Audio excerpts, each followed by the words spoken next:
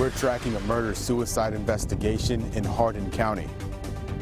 It's a gorgeous day across central and eastern Kentucky, and that's a sign of things to come in the short term. We'll show you why some problems are cropping up as we get closer to the weekend in just a few minutes.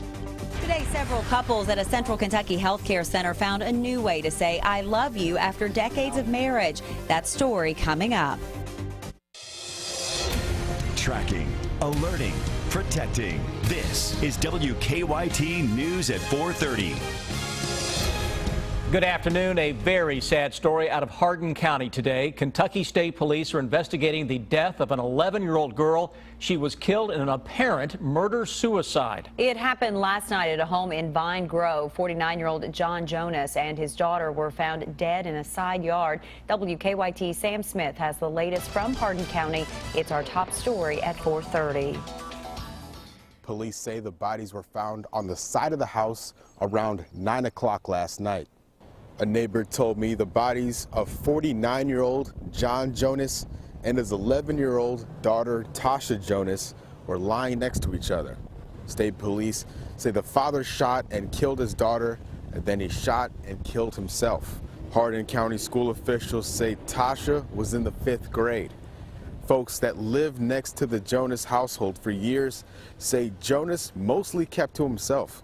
They say he was in the military and moved to Willow Crossing Court in Vine Grove from Virginia. Neighbors would often see him doing yard work. His daughter would often be seen on her bicycle riding around the subdivision. From what folks could see, they say John seemed like a good father. And what happened last night came out of nowhere. Yeah, he seemed to be a great dad, always working. You visibly could see him working to groom the girl to do well.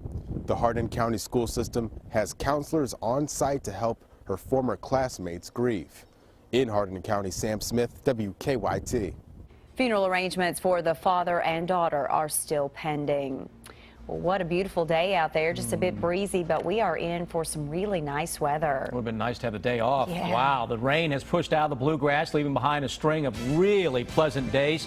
Chief Meteorologist Chris Bailey's here. I don't know how you could have made this any better as far as the weather. I guess if we're going to complain, and I'm nitpicking here, it would be the winds. We could have calmed those down a little bit today, but overall, guys, as you mentioned, about as good as it gets around here. Beautiful skies for most of the area, but boy, oh boy, some downright chilly air not too far away from us to the north. What's happening is that the cooler air, it's a little slower to get in here today, but it is on its way. 50s to our north, 62 Indianapolis, yet most of central and eastern Kentucky around 70. Those numbers are dropping as drier air continues to work on into town. 68 right now into Mount Sterling and even 70 for Lexington and Richmond. Nothing going on with our skies. A hint of some high cloud cover out there. Those are ice crystal clouds, should give us an absolutely spectacular sunset coming up here in a few hours, but overall, don't expect anything to show up on Kentucky's most powerful live Doppler radar. Defender is all clear and quiet. That'll set the stage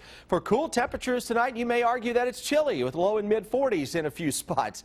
Great midweek forecast. By the end of the week, though, we start to see storm chances that increase. We will track those into the upcoming weekend when I get back in just less than 10 minutes.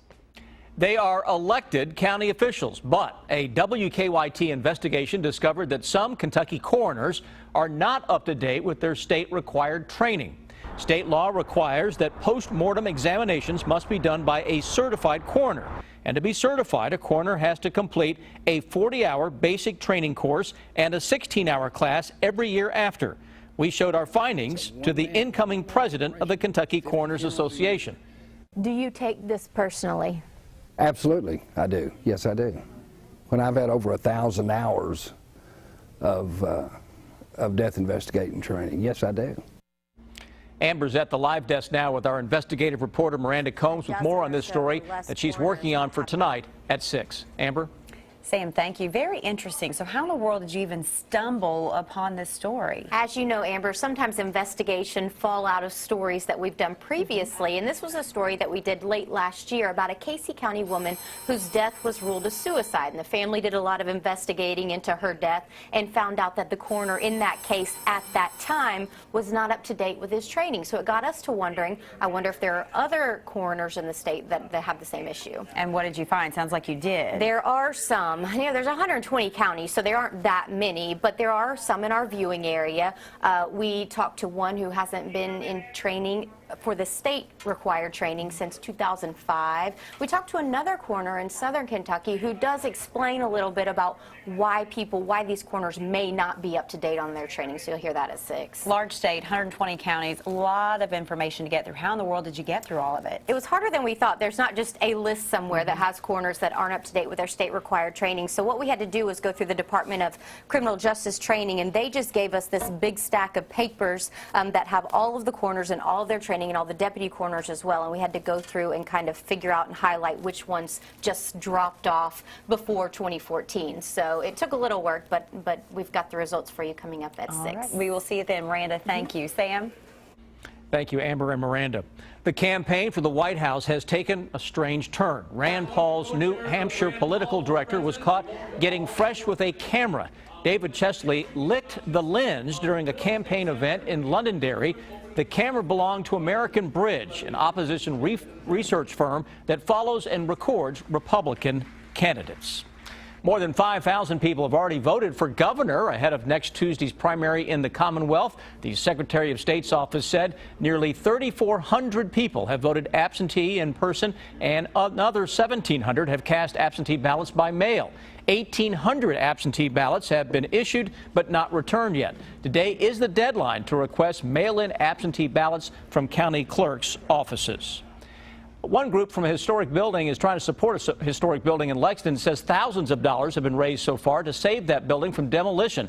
People for the Peoples says that just over $30,000 has been raised so far to save the People's Bank on South Broadway. The Warwick Foundation wants to move that building farther downtown to use it as a gateway to the center of the city. And that will cost $850,000. The foundation has already contributed $300,000, the total of $850,000. It was a very special afternoon for some couples in Danville today. 11 couples renewed their vows at Charleston Healthcare Center in Danville. Some of the couples have been married for many decades. WKYT's Phil Pendleton was there for the special service and joins us now with more. Those here at the Charleston Healthcare Center in Danville say they wanted to have a ceremony to honor marriage and commitments, and today they had a service for 11 couples, giving them the opportunity to say I do again.